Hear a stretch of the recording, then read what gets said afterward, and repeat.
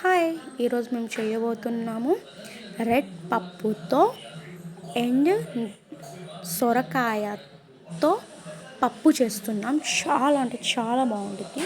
మనకి కావాల్సినవి ఏంటంటే రెడ్ పప్పు ఉంది చూసారా, రెడ్ మసూర్కి దాల్ అంటారు, అది రెడ్ పప్పు. అండ్ ఒక్క ముట్ట ఏమో మామూలు కందిపప్పు, అది వాష్ చేసుకొని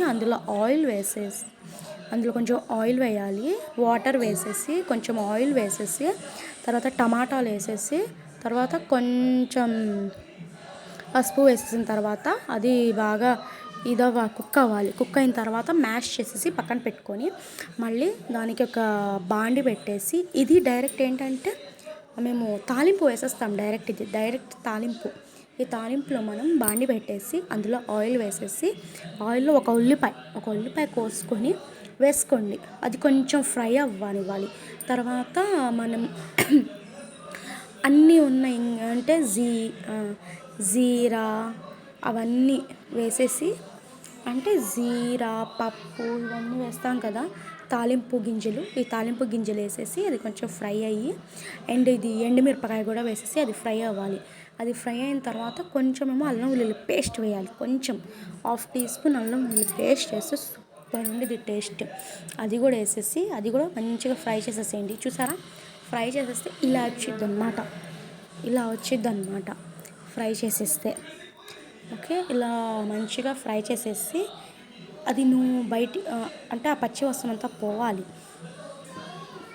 దాని తర్వాత మనము ఇది ఉంది కదా, సొరకాయ ఉంది కదా, సొరకాయ ముక్కలు వేసేసుకోండి. అందులో సొరకాయ ముక్కలు వేసేసుకొని అన్నీ వేసేసుకోండి. నేను 1/2 సొరకాయ తీసుకున్నాను.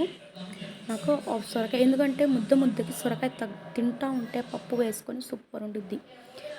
ఇది రోటీస్లో బాగుంటుంది, మినిట్స్లో బాగుంటుంది, అండ్ రైస్లో బాగుంటుంది, ఎందులో అయినా కూడా బాగుంటుంది అనమాట. ఈ కర్రీ సూపర్ ఉంటుంది. సొరకాయ అంటే మనకి బాడీకి చాలా మంచిది. అండ్ రెడ్ కందిపప్పు అంటే ఇంకా మంచిది కదా. అండ్ కొంచెం కందిపప్పు వేసాం కదా, అది కూడా మంచిది. ఇది ఫుల్ హై ప్రోటీన్ అనమాట. ఇది వేసేసి కొంచెం పసుపు కొంచెం సాల్ట్ వేసేసి అది ఒక 10 minutes మగ్గనివ్వాలి. ఎందుకంటే అది మొత్తం కుక్ అవ్వాలి కదా, సొరకాయ అనేది మాకు కుక్ అవ్వాలి.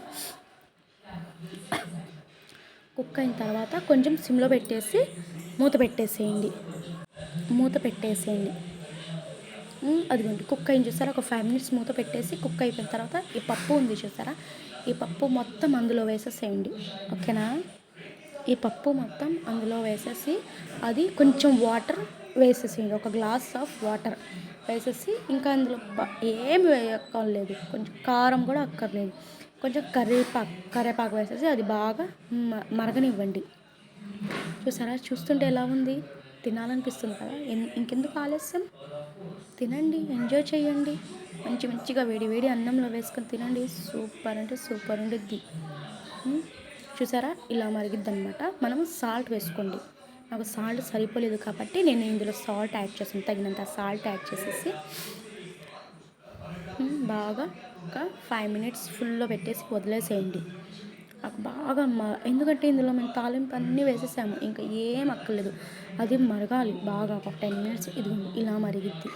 ఇలా మరిగిన తర్వాత ఇంకా స్టవ్ ఆఫ్ చేసేసేయాలి. చూసారా, అలా మరిగిద్ది అనమాట. సొరకాయ చూడండి ఎంత మంచిగా కుక్ అయిందో. ఇదిగోండి ఇలా అయిపోద్ది. లాస్ట్లో వచ్చేసరికి మనం కొంచెం కొత్తిమీర వేసేసి వేడి అన్నంలో వేసుకొని ఒక ముద్ద పక్కన ఆమ్లెట్ వేసుకొని తింటే బాగుంటుంది. ఫ్రెండ్స్, ట్రై చేయండి ఒకసారి. మీరు ట్రై చేసి నాకు కామెంట్స్ బాక్స్లో కామెంట్ పెట్టండి ఎలా ఉండిద్దో. టేస్ట్ చాలా అంటే చాలా బాగుంది. Please try it. Please like, share and subscribe my channel. Enjoy చేయండి, కర్రీ చేసి మంచిగా ఎంజాయ్ చేయండి. ఓకేనా, బాయ్.